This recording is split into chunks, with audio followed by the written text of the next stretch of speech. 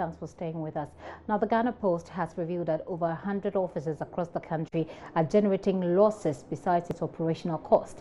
Answering questions on the Public Accounts Committee today, the Managing Director, James Kwofie, said his outfit is putting measures in place, including extending working hours during weekdays as well as weekend shifts and to revamp their operations from January 2018. He'll shortly join me in the studio for further discussions. But first, let's go to Parliament and get a round of the day's activities from my colleague Beatrice Edu. Hello, Beatrice. All right, I don't have Beatrice at the moment. As and when we have her, we'll raise her on the line. But I have the Managing Director of Ghana Post, James Kwofie, right here in the studio with me. You're welcome, sir. Thank you. How are you doing? Very well. Thanks for having me. Great. How's Ghana Post? Ghana Post is in the process of a turnaround. When I joined in February this year, we met a situation that in which the company was going downwards, and so we embarked on a plan, a turnaround plan. The plan involves simply fixing the fundamentals this year in 2017, getting some growth in 2018, 2019, and then paying dividend to the government in 2020. Okay, let's break down the plan. You joined in 2017, you say? Right. Okay, so you joined in 2017 and you have a plan of doing what in 2017? You turn Fixing the fundamentals. Fixing the fundamentals. Yes. What are these The fundamentals? first stage of the turnaround is to fix the fundamentals. So what is it that you're doing to fix the fundamentals? We need to be better at customer service. Okay. And as a result of that, we've created a customer service unit. Okay. We are in the process of setting up a call center. And okay. We have already trained some of our customer service staff on the new ways of serving customers. Okay, so that's how you deal. You want your staff to deal with customers who come there. That's correct. That's for 2017. Yes. 2018. Well, there's some things we still are doing in 2017. Okay. We are looking at improving our service delivery. That means that improving our delivery structure, both the fleet and technology, using technology to be more efficient.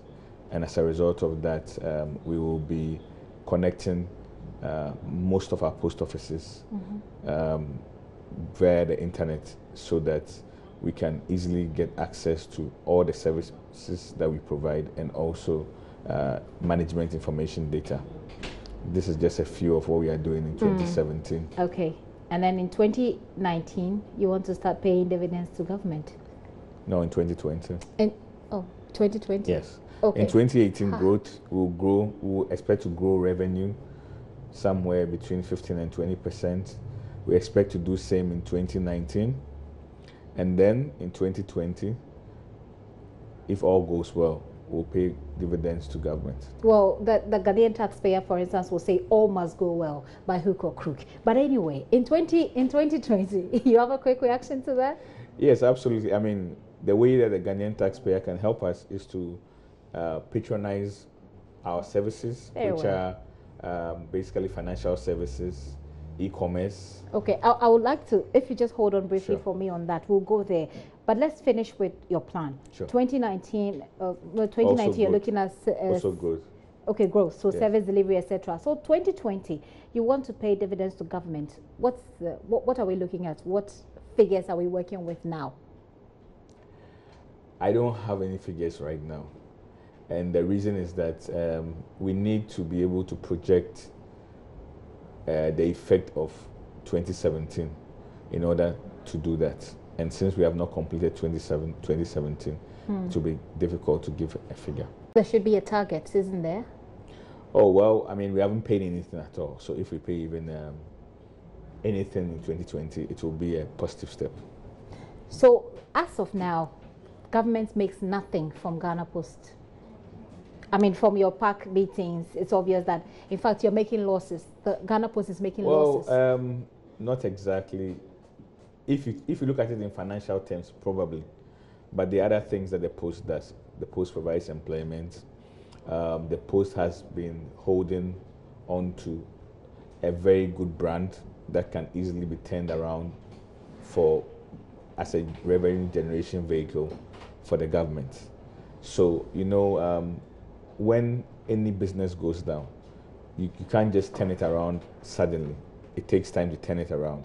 So we are doing this now, investing some money in turning around the business in terms of computerization, improved service delivery, improved customer service, various new product offerings. For example, we start e-commerce full-blown in 2018. We have a new website that we are unveiling at the end of this month that is more customer and business friendly. So we are doing all these things so that in 2018, the drive is all about growth and not about fixing problems. A lot of people will be interested. Obviously, I am personally interested in having a mail system that runs perfectly. Now, you say you've been there 27 for, just this year. What then happened to the previous, what kind of audit has gone on for the previous administration or whoever was managing it previously? Because if you're running a state institution and you're not paying anything to government, and on top of that you are making losses, it's basically like financial loss to the state.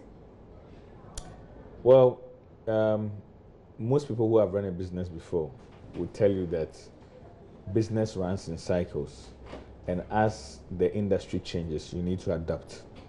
What happened to Ghana Post is that when the postal business was changing and evolving into adding additional services such as financial services and courier services, expanded courier services, we didn't do our best to keep up with the industry. As a result of that, we kept losing market share. Okay. And of course, if you lose market share, eventually you feel it in your books. So, for example, Ghana Post separated from another entity in I think about maybe 10, 15 years ago. That entity has been through relatively a restructuring exercise and innovation, pumping new innovation to that entity for all this time. While all this time, Ghana Post has not done that. So obviously we are behind. But the good thing about Ghana Post is that because of our presence all over the country and the fact that most people live within, about 60% of the population live within a certain distance of the post office, one post office or another, we are very confident that once we fix our business and we are good with customer service, good with service delivery, and we offer the product offerings that the customer wants, which are basically e-commerce, parcels, and financial services. Would you believe that the post office does Western Union? How many Ghanaians know that? You're telling me. How many Ghanaians know that we do RIA, money transfer? We have our own cash post transfer. So we acknowledge that we have not done a good job of letting the public know about all the other services that we offer, excluding the traditional mails that people know about. Right. So going forward, starting from September, we are going to make sure that in addition to being reliable and customer friendly, we are going to make sure that our customers know about all our other product offerings. A lot of things are going to happen in September. September promises to be a very good month. We're here and we'll be tracking you down. How many people still send letters through Ghana Post? I don't have the exact figures, but if you look at most businesses, quite a lot of correspondence is done through letters, like the courts. The courts, legal, and then even with businesses in Ghana still, there's a lot of things and contracts that have to be sent hard copies. I see. So we are not relying on the hard copies. We are not relying on only the traditional business. What we are saying is that we acknowledge that the traditional business is shrinking because of the use of email and technology. Right. But what we are saying is that we have a whole field out there where we can provide services, which includes e-commerce, parcels, and financial services that the public doesn't know that we provide. And we want the public to know that we provide them. I see. what are the interventions that you're putting in place? I mean, we've heard from your park sitting that you were looking to extend or working hours, and you're looking to work on the weekends, etc. But what other things are you doing to make the Ghana Post relevant to our times? Well, relevance obviously will be in the three areas that I mentioned. Okay. As you know, these days customers want convenience. Right. Convenience means sitting in your home and shopping online, right, and getting it, the parcel delivered to your house, yeah, or to your friend on time and in full. Ghana Post will do that for you. Yes, Ghana Post will do that for you. In addition to that, our website is going to have an e-commerce marketplace where, in addition to us being able to deliver your parcels for you, you can actually go there, and other SMEs and other on e-commerce providers can go ahead and display their goods on our website. Okay, it sounds great to me. I mean, one of the things that I missed most, I studied in the UK. Whilst I was there, all you have to do is just click. All you do is just keep clicking on the button, and the next thing you know, you have everything that you needed, that you clicked for, delivered at your doorstep. So if that's going to happen, then that'll be good. But then, do you think this is feasible? Because we don't even have a proper house numbering system. Well, that is going to be solved soon with the national digital property addressing system. Really? That fits into the national identification system. Okay. Which is one of the major promises of the government of Nana Addo Dankwa, His Excellency Nana Addo Dankwa Akufo-Addo. Okay.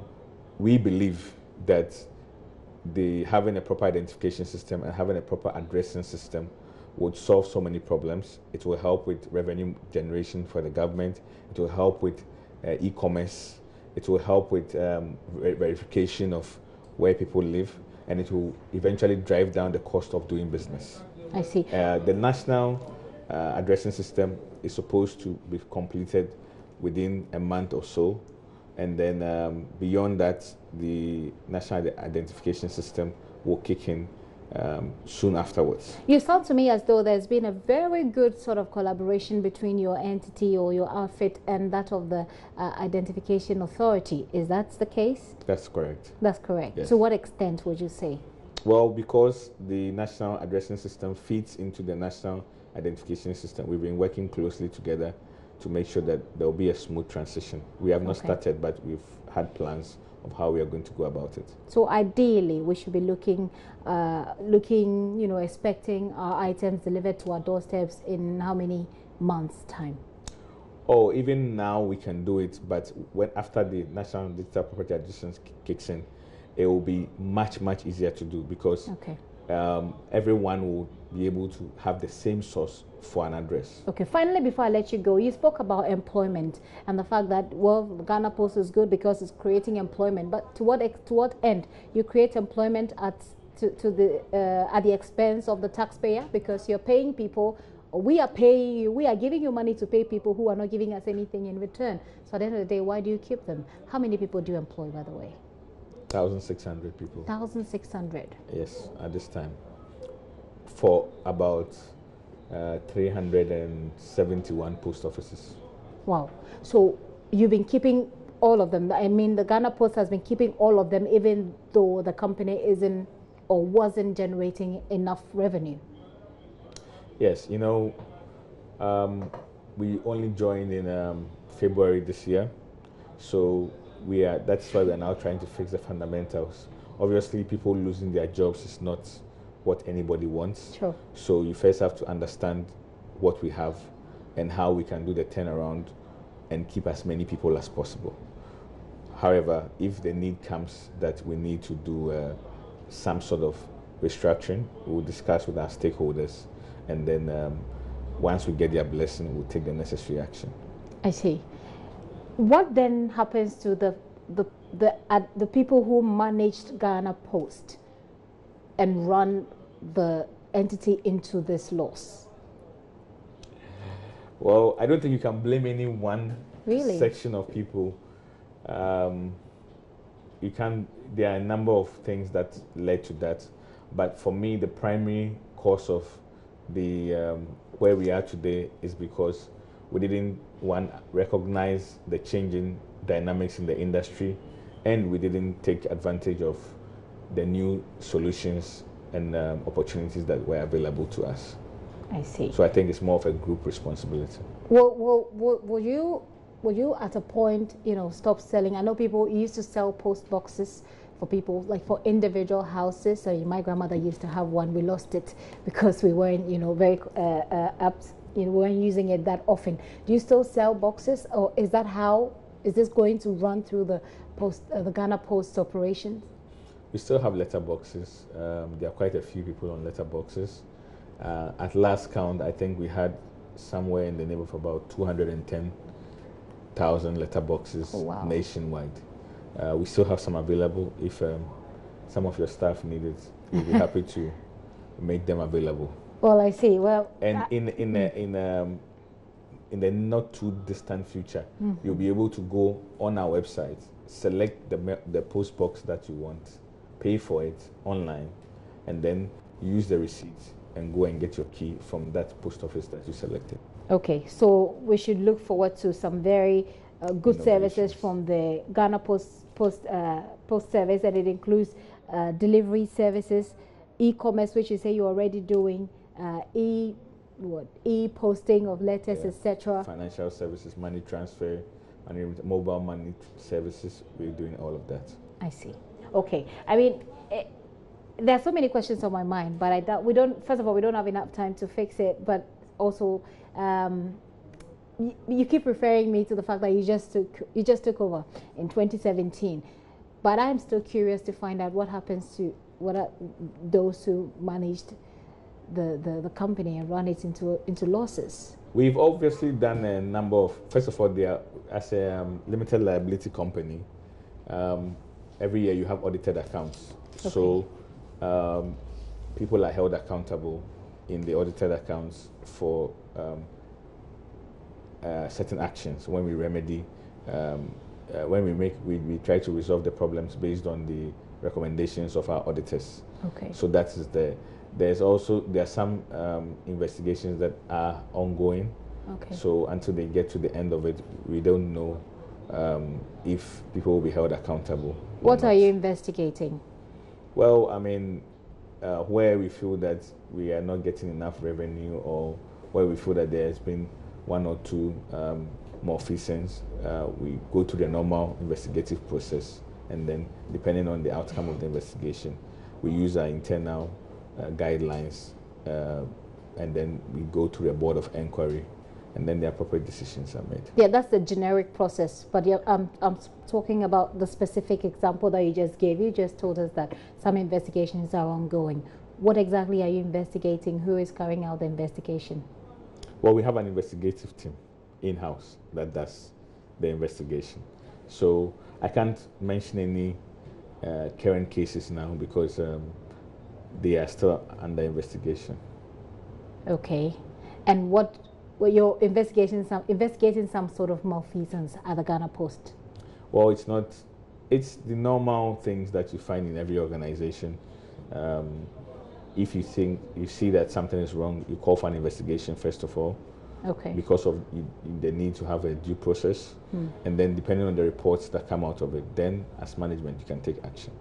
But is there timeline? every investigation does not necessarily lead to somebody having done something wrong. Sometimes it may be a gap or a slip in the process. Well, I'll be shocked personally if there isn't if nobody is held accountable for there running. Are a series of them. So right. So yeah. That's my personal view. That I'll be shocked, and I believe a lot of Ghanaians will be shocked that someone or a group of people, whoever, no matter how long they've been there, run a company, a state organization into losses, and nobody is held accountable. That will be something that a Ghanaian taxpayer won't be very happy about. But I think we'll leave our conversation here. Thank you very much for making it to the studio. James Kwofie is the MD of the Ghana Post Service. Now we're really hoping that very soon you just click, a mouse, and then right after clicking the mouse, give yourself a few hours and you go your delivery at your doorstep. Thank you very much, sir, for coming. I wish you all the best, and I hope that